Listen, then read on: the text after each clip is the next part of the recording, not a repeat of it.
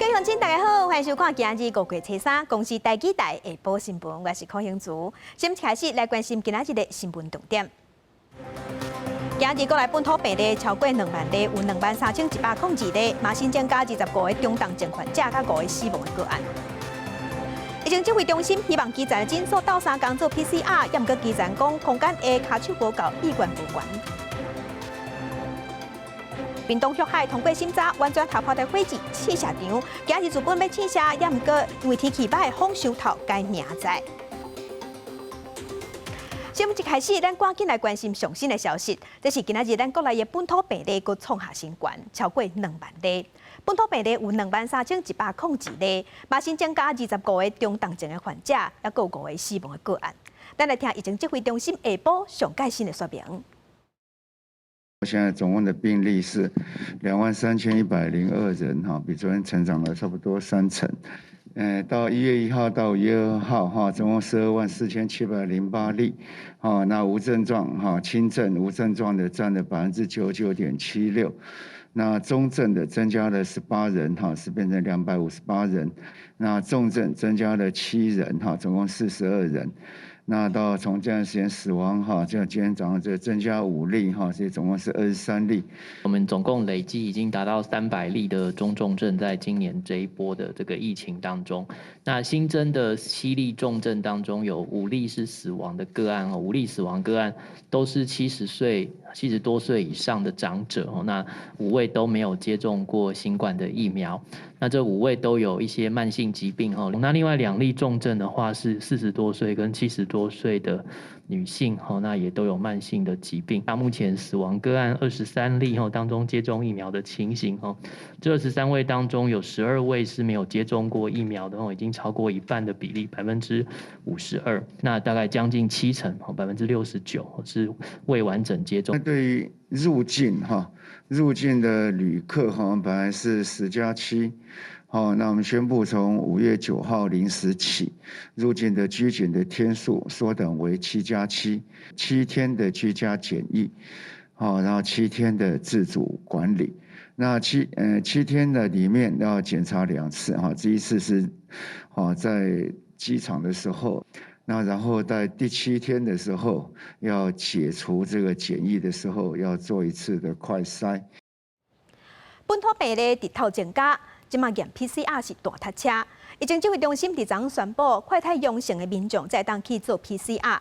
若顶一日有发公文予基层的诊所，希望诊所会当斗3工做 PCR。也毋过基层医疗协会是表示，大部分的诊所空间下骹手无够，因意愿无悬。嘛建议中央会当亲像湘北市长咧讲的，甲快筛阳性取代 PCR， 当作较真的标准，安尼较规矩，嘛会当保留医疗量能。新冠本土确诊病例连续5天超过1万例，未少民众走去病院急诊做 PCR 采检，为了消透急诊的压力，疫情指挥中心4月30发公文讲，按算予基层的医疗诊所嘛来斗做 PCR 核酸检测的工课，而且只要甲1个人做采检，就会当摕到500块的奖励金。不过有诊所的医师认为讲，这个可行性并无悬。许多诊所的空间都非常狭小，而且很难做分流管控，能够符合需求的基层医疗院所应该不会太多。基层医疗协会表示，主要是诊所的空间无够，嘛无假的骹手通来斗3工，也搁爱家己准备防护装备，减少门诊的时段，也搁有采检了后的消毒甲整理，所以愿意加入的诊所可能无真侪。不过，即马确诊的人数一直加悬，指挥中心宣布，民众快筛阳性了后，才会当去病院做 PCR。有医师就预估，以南韩疫情高峰期的体检量做例，光是台北市就至少爱有过一天4万外人次以上的体检量才有够。换算成台湾2300万的总人口的话，至少要单日能够负荷39万的人次的筛检。那在单就台北市250万的人口的话，至少要4.25的人次的筛检啊。医师建议中央，即马病毒伫社区是探了真凶。快筛准确性甲 PCR 已经无啥物真大的差别，若是烦恼验出来是贵阳性，嘛当做2解，而且快筛无需要医护人员执行，以快筛阳性来取代 PCR， 正做较真的标准，会当保存更较侪医疗量能，甲重点放伫咧重症高风险的族群就好。记者综合报道。目前咱国内6岁以上的囡仔拢会当做预防射，不过6岁以下的也无开放。外界就较烦恼讲，细汉囡仔无保护力，总讲去为着变动症去住院的人数就会增加。有医生就讲有影，尤其是也未肚脐红婴仔，病情咧变化是真紧，是将有可能较高变中重症。国内新冠确诊人数一直咧加悬。根据指挥中心的统计，今年1月初1至5月初1，中重症的患者就已经有275例，其中有一个重症的病人是还未肚脐的囡仔，嘛是目前国内上细汉的重症患者。互外界烦恼讲，感染的人数持续咧增加，囡仔无法度做疫苗情形之下，恐惊会致使囡仔住院的人数增加。大人确诊的个案比较多，那幼儿都常常由幼稚园也好，或者是从同住的家人、大人照顾者去罹患。那因为疫苗没打，这样的一个新冠病毒的一个感染之后，它还是会造成的，我们比较担心这些婴幼儿的呼吸道的急症跟重症。医师表示，幼囡仔的呼吸道自本就较幼，而且目前Omicron的病毒是为脑后甲顶呼吸道开始大量生炭，尤其是1岁以下的囡仔，有当时病情的变化是真紧，若去互病毒攻击声大，声门就较会肿起来，造成下肢喘气受到影响，确实较会变做中症甲重症。另外，自从疫苗初三开始做，不过也是有真侪家长咧张图，唔知影敢要互囡仔做疫苗无？针对这点，中间研究员就讲，做疫苗是好是歹，要以父母甲囡仔的价值观来去考虑。美国住院的小孩呢，大部分都是因为有慢性病的，比如说有先天的问题啦，肥胖啦，或者是心血管、糖尿病，这些家长都要考虑好。至于原本就健康的得病的话呢，其实住院率非常的低。何美香表示，外国相关的研究报告显示，5岁至11岁健康的囡仔，若去为着新冠病毒了后，住院甲死亡的风险相对是较低，不过风险也毋是零。囡仔若是有慢性病，就强烈建议爱做疫苗。记者综合报道。那新北市对今日开始替6岁至11岁囡仔做莫德纳预防射。新北市长侯友宜早起有专工去顶溪国小巡视注射的状况。侯友宜嘛表示，经过调查，新北市头一波愿意注射囡仔大约有3成，嘛完全尊重家长的意愿甲选择。好，脑子一片空白。脑子一片空白。国校中高年级的学生排队等要做莫德纳疫苗，有的看着真轻松，有时感觉真紧张。有没有感觉？还好，就像什么听到？新北市的囡仔做莫德纳疫苗的头一天，因为指挥中心顶一日宣布，5月中辉瑞 BNT 儿童疫苗可能会送来台湾，后袂少家长决定搁等一下，先卖做莫德纳。因为莫德纳目前看起来国外实证的数据是比较少的，然后 BNT 看起来，因为 BNT 在美国施打比较普遍了，所以 BNT 看起来应该对小孩子是比较安全一点。我们就是非常尊重家长的意愿了。如果他们有一些特定孩子有一些比较像类似家庭医生，或是有一些部分比较熟悉的诊所，就请他们过去做一些咨询跟询问后，已经确定他们很充分的了解资讯，再来做施打。新北市长侯友宜早起视察顶溪国小做莫德纳疫苗的情形，这个学校分做2批来做，头一批开放给中高年级的学生，有3成的学生有意愿注射，注射了后，从学校采集加线顶上课2天。注射了后的学生，若是身体无爽快，会当随回去厝里休困，而且会当刷咧清2天的疫苗假。那目前看起来这一批都是愿意来施打莫德纳，那今天学校有30%，所以这个礼拜这段时间还是 BNT 给家长思考要施打以往。很多家长也来问，大概 BNT 什么时候进来？迄个疫苗敢会当2档主无共牌子，卫生局甲医疗专业团队拢伫咧研究甲评估当中。另外，国校附设幼稚园满6岁囡仔，甲因为其他的原因无法度伫咧学校注射的学生，学校会发布注射单，学生则家己去在地医疗院所注射。记者综合报道。即阵咱国内疫情滚价，根据统计，台南市昨昏新增加390个确定病例，若12岁以下囡仔占面2成。卫生局即马是鼓励家长，若是会当就互囡仔去做预防射。若今仔日是回收意愿书的上下尾1天，卫生局表示，统计好势就会随安排注射。若台南嘛对今日开始伫注射站重新启动随到随做的服务。家长去到昆山国小领平板电脑，替囡仔做线顶上课的准备。因为疫情愈来愈严重，根据台南市卫生局的调查，初期增加390例，其中12岁以下的囡仔就占19%。另外，除了国校，疫情也拖入去高中。台南一中甲台南女中都有人确诊停课。因为早上还要上课啊，就是线上上课。哦，你就在这里线上上课。对，然后上完课现在要回家。叫学生啊，袂使入去啊。哦，这已经有讲啊，就对啦。统计到初二为止，台南市已经有13间国校停课，卫生局也鼓励学生赶紧注射。台南市卫生局表示，初3是交医管署的最后一天，会赶紧安排时间注射。家长知道之后，其实蛮困扰的，就是蛮不晓得怎么去处理，因为到现在疫苗打了副作用怎样，那我们都不知道。对，可能就是在多观察看。我不排斥让小朋友打疫苗，因为暑假也快到了。不过还是希望看政府啦，有什么就看他的安排措施这样。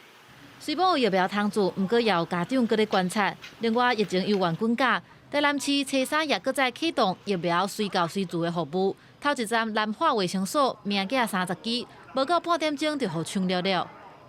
今天的话，最主要打60人。那随到随打部分的话，我们今天的名额最主要就是30人。怎么讲？因为他说10点才打的，我怎么知道？30个而已。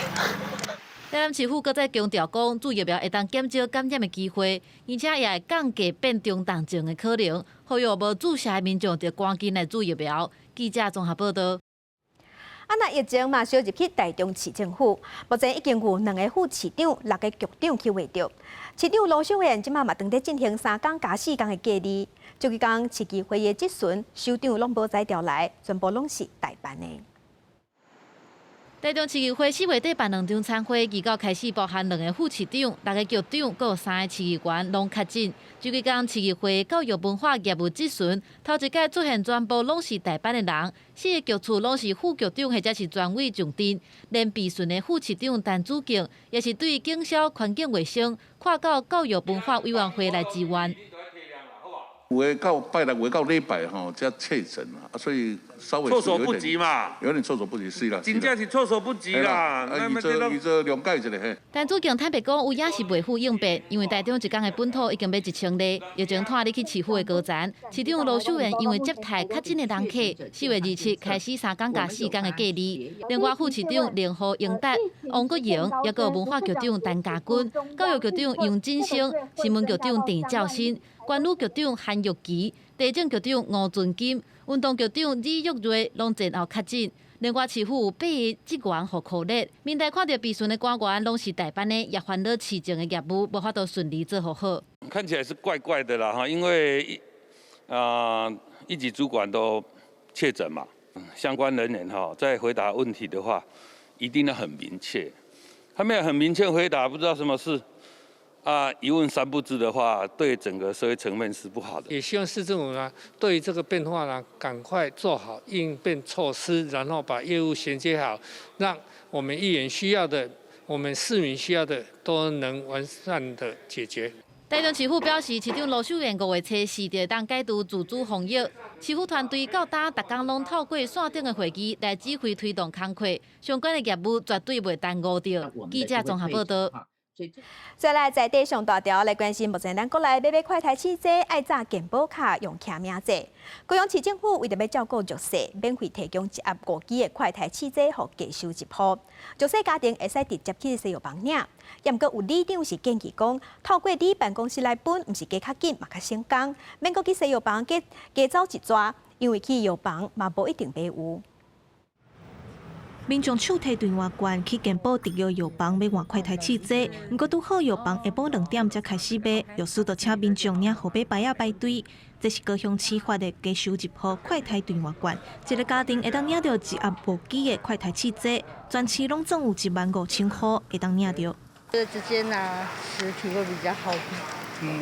因为有时候小孩子干嘛，我还要再去找，也会怕。怎么说？就因为很多人去排队啊。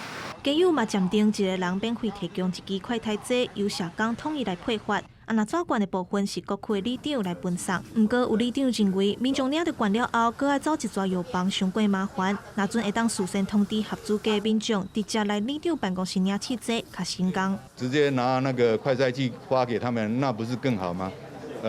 一副1张兑换券为发放原则。如果说那一副超过1个人的话，可能那个快筛剂会不够。如果说有真的困难买到的部分的话，我们可以跟卫生局了解一下，就是说药局目前备货的状况，因为兑换到6月30号，那我们相信所有的低户应该都可以兑换得到。里长讲，直接分快筛试剂会当互民众减走一撮路，嘛免烦恼讲要去药房领，算互买了。啊，那社会局表示，提供电话券是要互民众若有需要会当去领，若是有特殊的状况，嘛是会当请里长甲社会局反映。收落来卖看分送的情形来做调整。记者综合报道。疫情热度是真紧，快筛试剂需求量真大，因为正抢市，伫一寡所在是真恶买。通园即马有市议员是质疑讲，民众排队拢买无，结果伫市府的秘书处刷囤4万组，实在是无道理。桃园确诊人数连续提升，已经有几间学校停课，校园的体检需求也增加，只是有停课的学校人员反映，伫学生赴课前一天爱通知家长快筛，却领袂到快筛剂，真为难。那因为我们学校是星期都要停课，我们学生他会在我们下午4点才去，然后我们确诊了之后呢，他就临时告诉我说去尾数，他都是因为自己卫生局配发给我们教育局的数量非常的有限。但是目前我们已经启动这个发放的优先顺序那阴性的话，他们就可以赶快复班教育局回应快筛剂不足，以特别复课的师生接触确诊者伫厝隔离师生甲科任老师优先发放。欠快筛试剂状况未少，也有市议员质疑民众排队买袂到快筛试剂，秘书处刷囤4万组。那现在是市面上一剂难求，那么很多的孩子没有快筛剂可以筛，这个时候桃园市政府应该保留一部分必要的量，其他应该就要赶快的释出。因为现在有很多的民众拿到的防疫包里面根本没有快筛剂，希望将各机关的库存量先盘点出来，优先让每一个防疫包都必须要有快筛剂。市府表示，这批快筛试剂是伫今年1月政府全面征收进前，透过共同供应契约协助卫生局采购，以提供紧急防疫使用2万组，目前也有4万组。秘书处保留的4万份是支援民政局跟教育局使用，那随时都在减少。那因为有的工厂这个来不及，这个从通路那边取得快筛试剂，有时候一个工厂就会用掉2000剂、3000剂。那学校也是一样。地文产表示，快筛试剂用真紧，也毋过大部分予政府停用。除了中央配发的数量，市府也在扩大采购，甲药厂、通路商争取寄出来的进口量，希望会当保持10%22万份的比量。记者综合报道。有一个台大学生向媒体投讲，伊4月30知影家己确诊了后，煞互学校安排去会议室隔离，暗时就困伫遐。尾阁有另外一个确诊者，嘛互学校安排去遐隔离，因为引起争议。昨暗台北市卫生局已经安排这学生去加强版的防疫旅馆。确诊的台大学生讲，学校叫伊去困伫会议室的涂骹，迄个所在无便所，伊是真烦恼，10天拢无法度洗身躯。想袂到过几工阁有另外一个确诊者，嘛互学校安排来遮。台大是表示，因为学校内底确诊者日头增加，学校各部长爱一直找所在安置，目前隔离措施拢有照政府的规定，因为引起争议台北市卫生局嘛介入处理继续关心台北的农产运销公司，第1甲第2果菜批发市场，大家出入，即马确诊人数已经有223个人。北农为着要确保会当正常运作，即马是规定讲，对今仔日开始，爱快筛阴性的人才通入去第1果菜批发市场。甲拄啊戳入去片空的棉花棒插入去小气管内啦。下暗敢会当顺利来上班，就要看快筛试剂顶头几条线。会中意，头不是无着。离北农一起做拖运工作的翁仔某，伫摕到快筛试剂了后，赶紧来检验，好甲在结果是一条线的阴性，总算会当放下心中的大石头。有较安心无？有啦，我无趁袂使啊，都系啊，袂当入来啊。暗头啊，就来啊，就来做工会啊。系啊。因为阮爱出会出来很好啊。不过，这个咧搬货的阮先生，因为未赴伫下早7点进前去领试剂，离外面的药局阁无买着，想着明仔载一个烦恼。很多人会进不来啦。那你明天不能进来怎么办？就工作丢着啊，不然怎么办？他的政策就是这样啊。某人认为新规定要互大家伫现场验，是摕倒去厝来做，恐惊互防疫的效果来拍折。啊，你快筛要是可以拿别人的，是不是都一样嘛？会有误差啦，会有误差，不够真实啊。北龙解释，原本打算要让大家进入市场进前才来验，但评估风险搁较大，才改成发予人员带回厝先做。入场开工的时阵才来检查试片。到现场之后，在那边做快筛的动作的时候，可能每个人都脱下口罩，这个对防疫的安全也是非常不理想的。北龙的1期甲2期到2号下暗有223个人确诊，主要集中伫1期有198人，2期较少有25个人。目前先由卫生局先提供4000剂来用，是毋是要逐工来睇才会当入场？即马搁咧评估。毋过拍袂台进前会当看到真侪巨麻，即马咧实施拍袂完甲生肖人化解的时阵，要保持社交距离。工作人员解挂 N95 喙暗。有关所个的到货量，北龙指出，甲礼拜日比较是小可来增加，但来看情形来调节，是毋是来减少到货量？记者们陈碧如、王兴中台北报道。在国际新闻，咱来关心俄罗斯拍乌克兰战火虽无无停，但各国即马已经陆续恢复驻乌克兰大使馆的运作。但美外交部长就宣布讲，要重新拍开驻乌克兰的大使馆，嘛有甲乌克兰的总统泽伦斯基见面。那美国外交官嘛已经登去到乌克兰西部城市利沃夫。欧明是伫联关部长会议开煞了后，对外宣布讲，拒绝用卢布向俄罗斯买天然气，完全合法。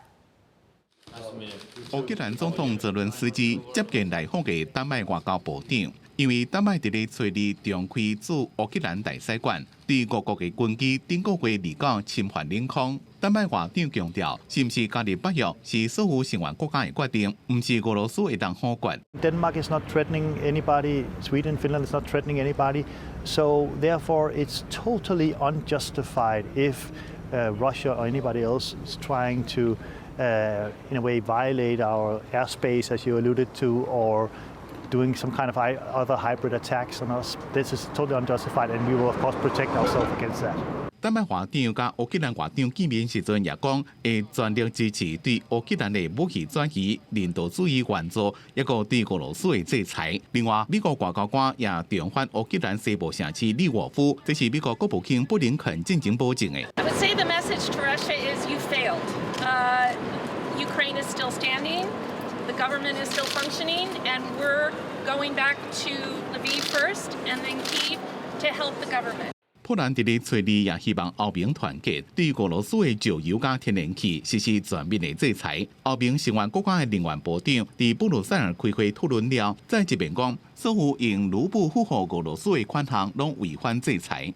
And we need to give them the clarity that paying in rubles through the conversion mechanism managed by the Russian public authorities and a second dedicated account in Gazprom Bank is a violation of the sanctions and cannot be accepted. 另外，欧洲联也宣布，俄罗斯的卡球俱乐部将会被禁止参加后一个赛季的欧洲联比赛。在此之前，俄罗斯男女卡球国家队就已经被赶出世界杯，也被取消申办2028年欧国杯的资格。公司新闻张伟林、张建光编辑。那俄罗斯的军方是继续轰炸乌克兰的基础设施，包括油库、油槽，是害乌克兰即马出现能源危机。油直直起，假设登去乌克兰生活的民众要加油，拢爱排几落点钟。那俄罗斯即马嘛控制乌海水路，限制乌克兰的粮食出口。即马全世界粮食危机恐惊会更较吃力。乌克兰首都基辅的加油站，等待加油的车辆排甲落长，有超过1公里远。因为俄军因超工攻击乌国的油槽甲油库，致使目前乌克兰的汽油正严重来欠缺。除了讲柴油以外，就算讲排几落点钟加着油，一个人上介济嘛会当加10公升。不过目前国家是伫这个战争状况，民众大部分拢愿意参雷甘水过冬，度过危机。Топливо привезут, скорее всего, из Европы. Скорее всего, небольшой цейтнот по времени. Но я так думаю, в течение которого непродолжительного времени все наладится. 转去基辅的民众加真济，不少人都爱开车来上班，因为这个燃油欠缺。基辅的市政府呼吁民众都爱把这个燃油让予军师，尽量坐大众运输工具。有民众强调讲，为着要打赢这个战争，因都是用暴力的脉动。Можем пешком походить, ничего страшного. Надо для победы все, чтобы военные не нуждались в бензине, все. Ну ничего, потерпим, походим. 因为乌克兰国会取消免燃料税政策，致使汽油1公升对目前36块的台币起到50块，所以嘛引起真侪人来咧排队。乌克兰总统泽伦斯基伫顶礼拜指控俄军挑工攻击中部重要的工业城市克勒曼族，还佫有当地油槽，致使除了基辅以外，包含第4大城第内波罗这个所在汽油严重欠缺。嘛，显示讲政府会上紧伫个1-2礼拜内，就会来解决这个供油的问题。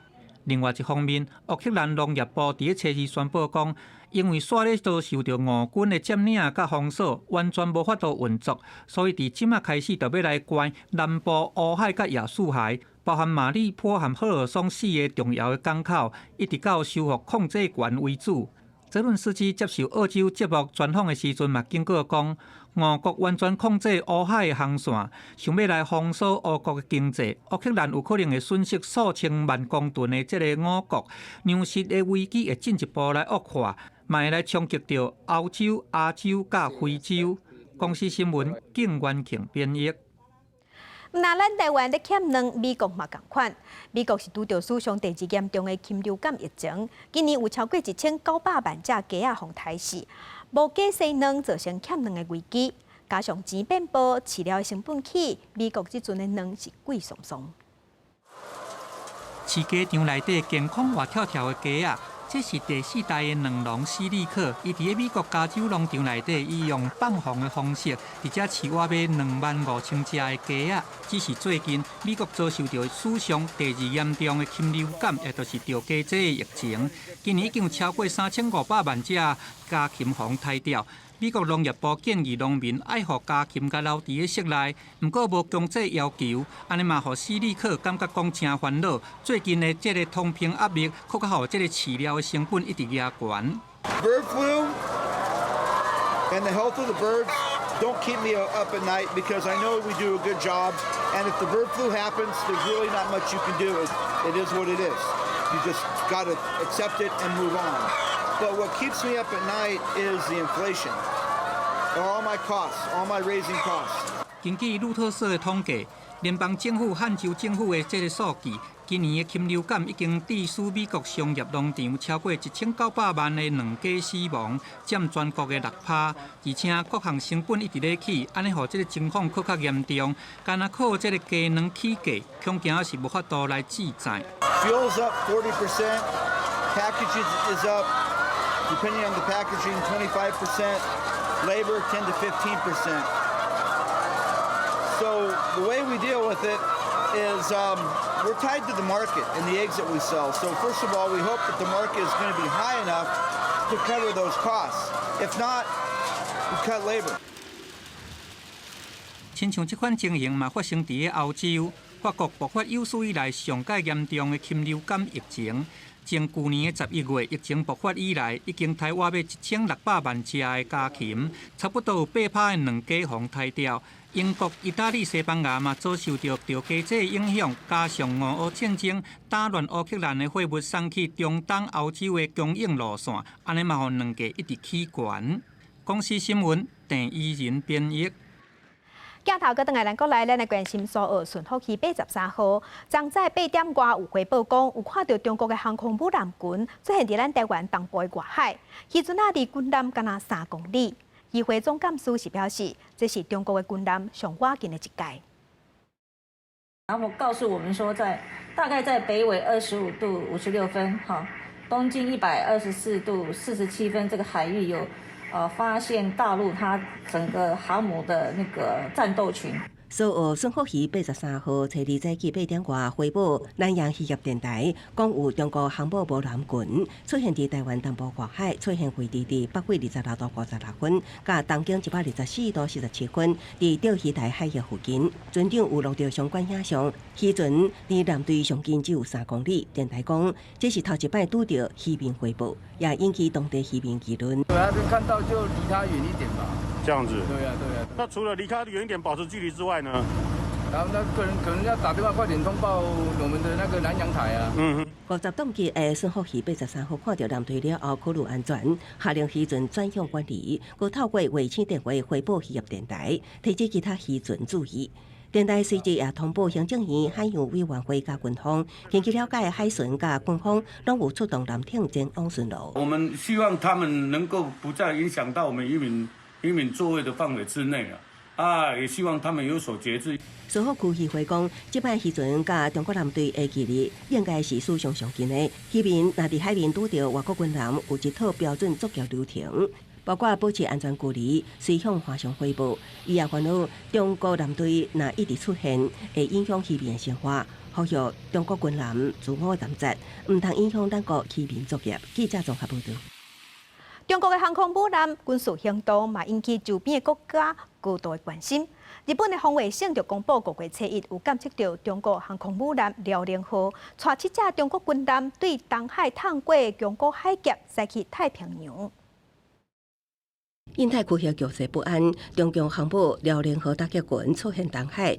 日本防卫省统合幕僚干部初二公布，辽宁号打击群初一甲护卫舰湘潭号空5实行飞弹驱逐舰郑州号会合了后，向西太平洋前进。大致注意的就是咱国渔船初二伫钓鱼台海域作业，看到10外只中国军舰编队航行，后壁还有日本舰艇地着，意思就是金钟辽宁号渔船甲中国舰队离只有3公里。国军都会依据突发状况的处置规定来监控应处。辽宁号带领7架军舰，有计8架落南奥基纳瓦，探过宫古海峡，向太平洋航行。学者分析，辽宁号当年4月实施年度远航机动训练，今年也加2架空5地形驱逐舰，提升辽宁号对抗反舰甲反舰能力。这摆演训可能会聚焦区域防空作战。辽宁号航舰，它目前能力是比较接近是一个护航的航舰，包括南昌舰，还有它的动武2D 的这个就是所谓中华神盾舰，就会扮演这种区域防空角色。面对中共航母编队阵容那来拉大，第3只航母可能后半年就会落水，国军继续强化海上战力。10只沱江级巡逻舰。有计2026年完工，国防部初3公布票选前10名副名。安江、万江、旭江、柳江、富江、武江、吴江、丹江、兰江及宝江。国防部指出，塔江舰后续5只会伫2023年全部完成交舰，其中第3、第4只今年都会落水，互国军的海上区域防空火力大升级。记者综合报道。继续关心世界卫生大会 WHA 5月22要开会，为着要争取，互咱台湾会当去参加，外交部有推出医疗底片，记录咱台湾医疗团队伫非洲服务的状况，向国际发声。I almost lost my son. It was this friend who gave him a second chance. 史瓦蒂尼2岁查甫囡仔因为脑出血，互对台湾来的杜继成医师甲做手术，平安度过难关。因老爸嘛要来台湾学医术，即马过来投身做史瓦蒂尼艾滋病防治的工课。另外14岁的少年囡仔嘛来接受杜医师的这个手术了后恢复健康，即马正爱踢骹球。马拉维 Mary 伊伫10几年前和80个当地的人来接受台湾医疗团队训练了后，来乘做当地的助产士，就是产婆。这项计划嘛来降低当地的产妇也有生出世的囡仔的死亡率，所以因到当也是对台湾真甘心。有一天我突然想通了，人生最满足的境界，不是在关心自己而已，而是能够关怀他人。WHA 的世界卫生大会伫22就要来召开，外交部用纪录片的手法，到非洲实际来翕医疗团队因伫当地的真实状况。伫初二杀出远方来的朋友的医疗底片，展现咱国来参加世界卫生组织的能力甲决心，并且甲翻译做真侪国的文字，要来争取咱台湾伫国际的社会的支持。那外交部，我们跟卫福部呢，我们会全力争取来与会。那我们也展开了相关的这个筹备的工作。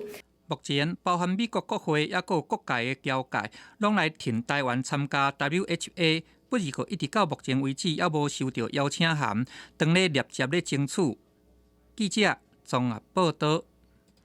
咱政府自本国月初一要公布绑定香港的专业人才来台湾定居的规定，严格执政党有立委即马惊讲有国安疑虑，惊中国的情报人员利用咱的好意藏伫内底走来台湾。目前，咱政府打算要提出4个关卡来做国安审查，保护咱的国家安全。这几年来，中国压制香港民主、当地民主派人士的人身安全受到威胁。为着提供协助，咱政府原本5月1号要来公布放宽香港专业人才来到台湾定居的相关方案。不过，几下名民进党立委看了这办法了后，质疑讲可能会有浪芳和中国情报人员渗透来到台湾，认为讲无需要设一列用这专业人才名义为这香港民主派人士来解套，但是讲应该协助，就直接提供因协助。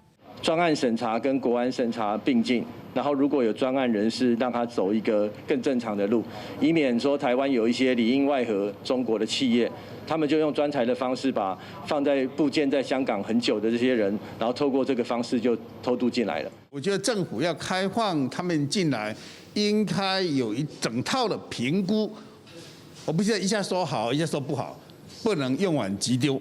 国民党立法院党团是质疑，蔡政府是毋是改变对着香港人的态度？面对着立委大家无同的看法，包括着国安会、行政院、立委会，也个内政部讨论了，决定提出4大把关机制，分别是居留审查、5年观察期，每1年到2年来审查一届居留的身份、专案认定、审查专业能力，评估这申请的人数对着国内就业市场的冲击。另外，国安审查未来降低国安风险。立法委员针对相关措施的提醒与建议，本会深表感谢。也会持续进一步沟通，化解疑虑，争取支持。待意见整合、凝聚共识后，将尽快公布实施。有一寡伫咱台湾的香港人组成的香港边城青年团体是发出声明表示，虽然希望台湾得协助香港，背嘛知影中国渗透的危险，因是呼吁台湾政府要针对无同的状况来完善法规。伊嘛强调在香港局势真复杂，在支援香港的议题要真注意来处理。希望有机会当向国内各界来做对话讨论，提供因对着相关法令的看法。记者张志宏、陈立峰台北报道。行政院最近有通过公职人员财产申报法的修法，民间团体今仔日开记者会，呼吁立法院要赶紧通过，让年底选举就通适用。涉嫌用铺布人头的方式诈领助理费千3外万，拿赢高雄市议长詹丽燕，今年年初奉照贪渎罪来起诉，也来力赢新北市议员陈科明，是涉嫌替建商来捐血。一审重判7年6个月，体罚公权3年，嘛拢引起讨论。伫现主时的法令，直辖市甲县市议员的财产申报毋免上网公告。这不闪时爆发的首长、议长涉嫌贪污的弊案，嘛引起公民团体来咧批评。如果不让我们地方议会议员1年有将近1000个地方议员的财产来申报的话，来公开上网被查询的话，我觉得他们还是有可能会恣意妄为哦。参选人还没有当选以前呢，他就要来财产公布，这样子呢，就是能够断除这个他是不是带着一个很大的一个财团利益来参选。因为行政院近期通过公职人员财产申报法的修法版本。江督明伫初3即天举行记者会，要求要透过修法，让地方议长、副议长，也阁有议员的财产，含想要参选地方公职的人的财产，会当伫公开来见现。嘛呼吁立法院要紧的来修法，全面适用年底伫地方的大选。没有上网公开，媒体跟民众以及检调就没办法去查阅这些资料。那按现行的查阅办法，都必须用背诵的。但不能影印，也不能抄录，所以我们认为这个公开是非常重要的。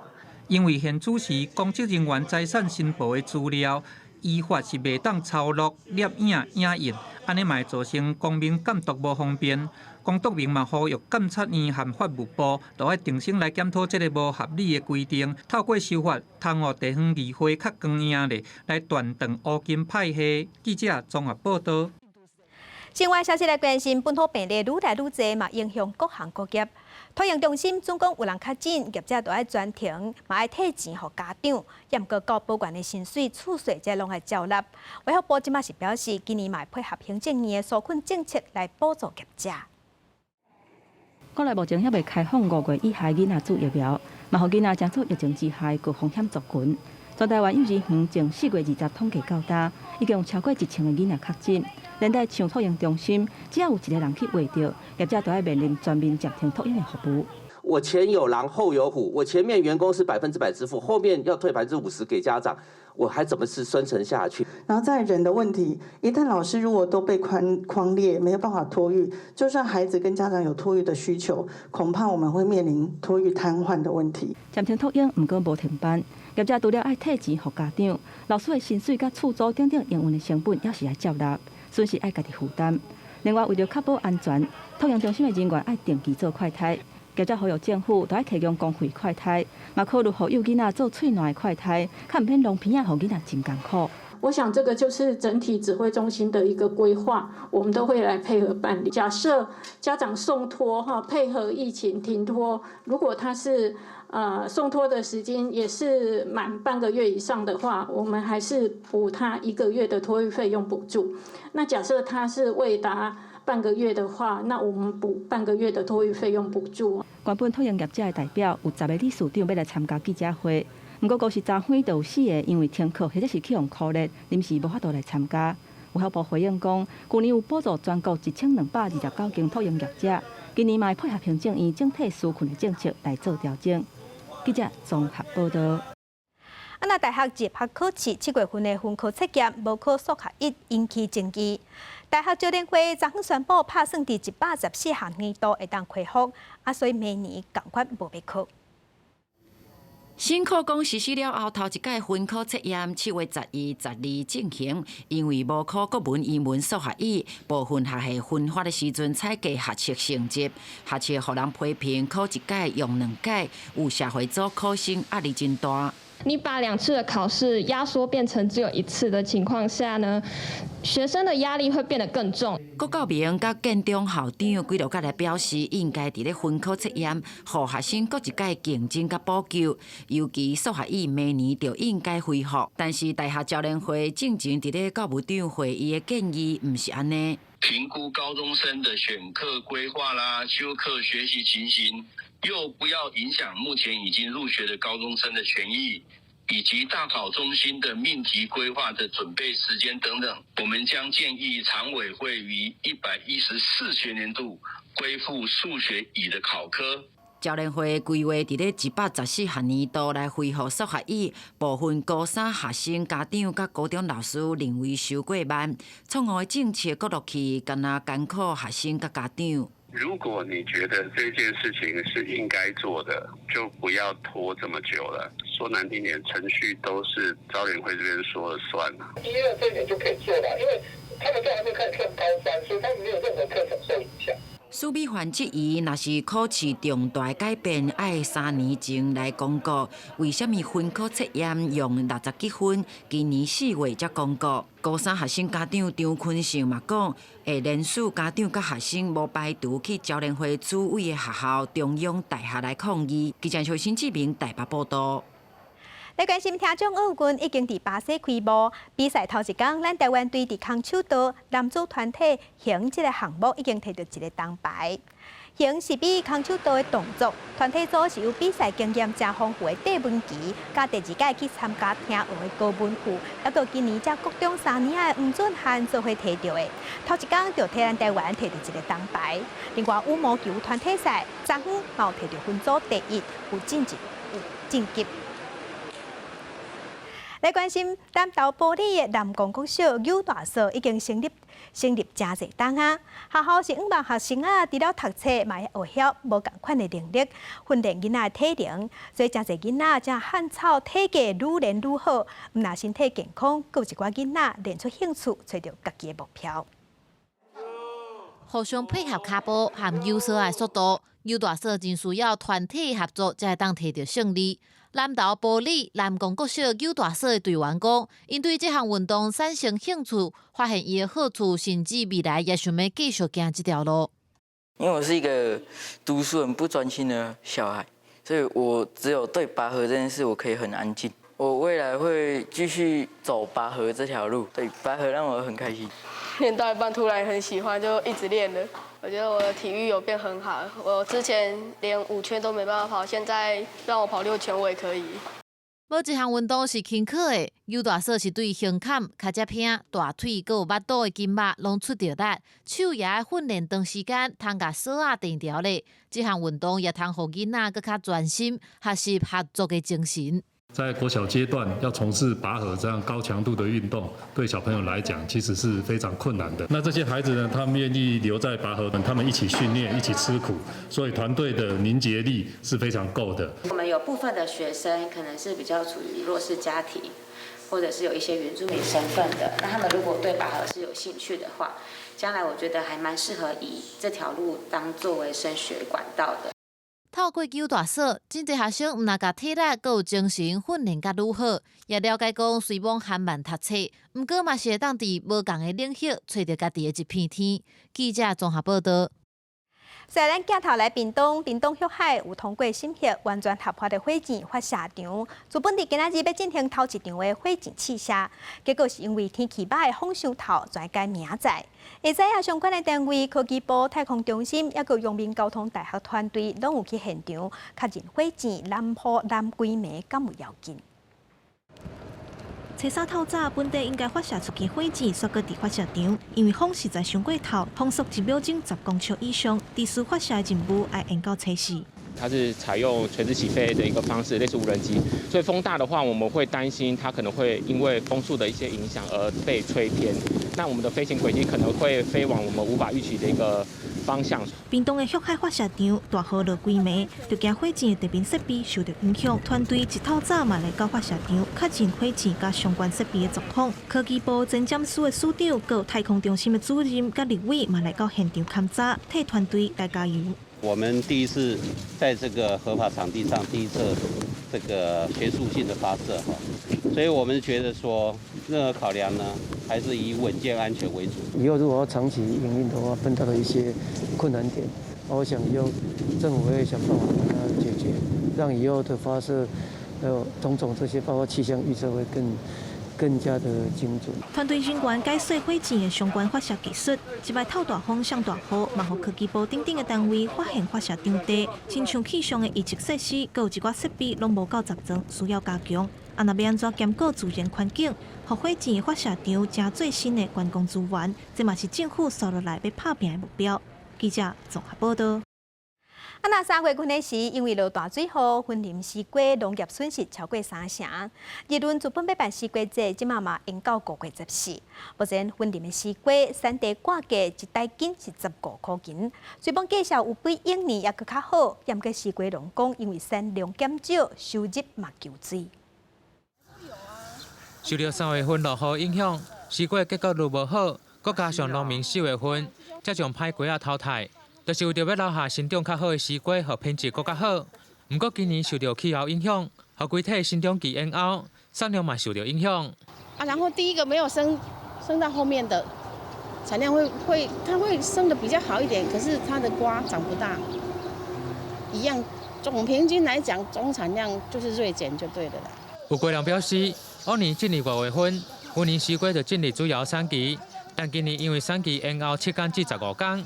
导致目前到西瓜批发市场，规体产量阁真有限。原本每年5月份第一个礼拜拢会举办日轮西瓜节，今年嘛将延后到14号举办。因落雨所以讲特殊咱西瓜的生长会较慢所以讲延后的原因主要就是因为西瓜的生长较慢所以历史咱必须爱，然后来举办这个西瓜节。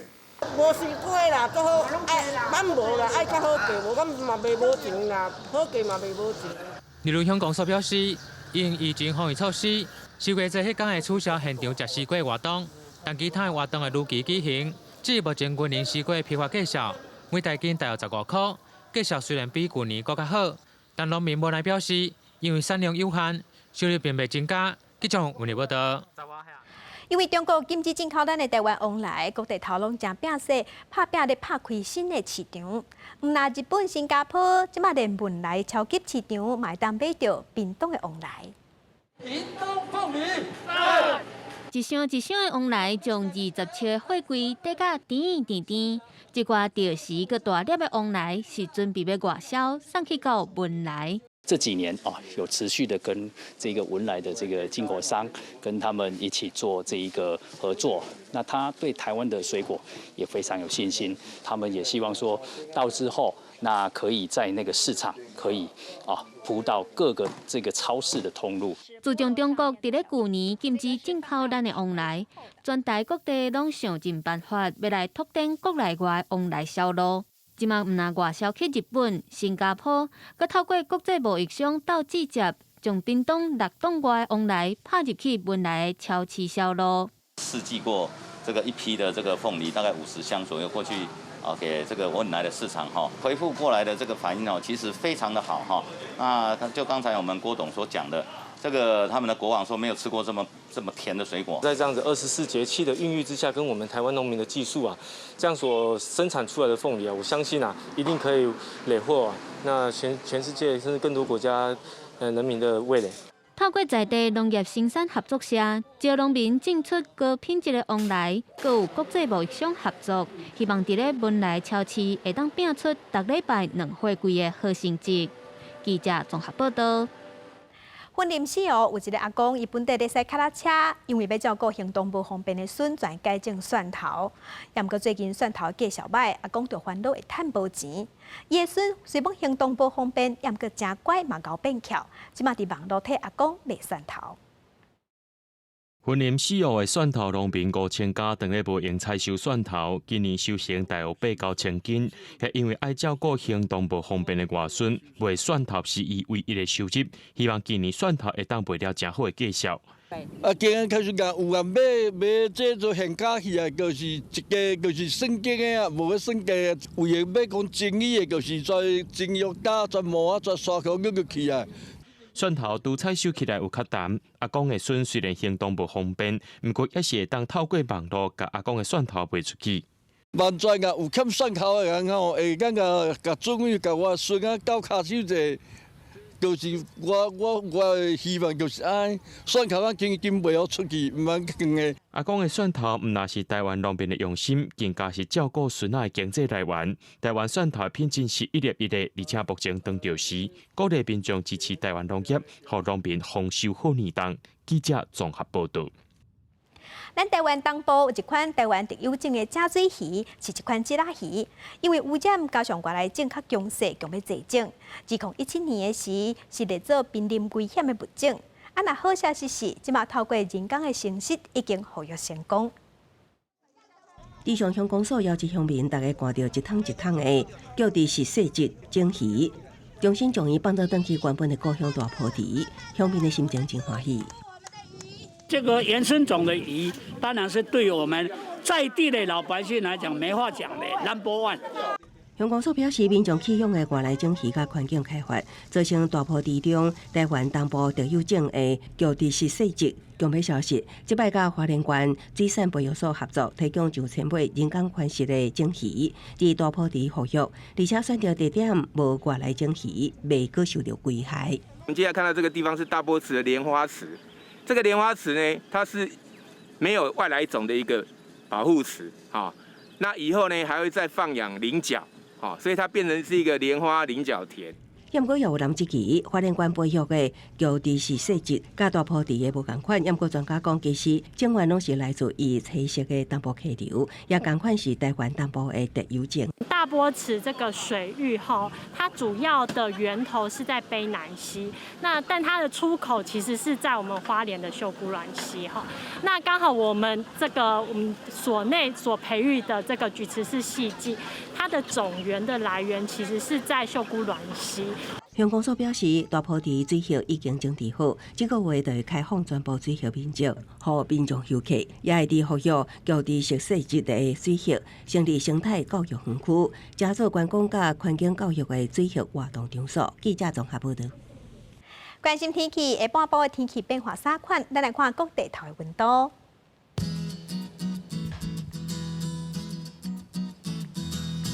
北部的温度上低20度，上悬23度；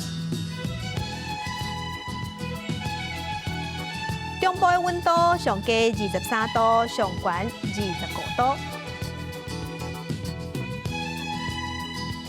南部的温度上低23度，上悬27度；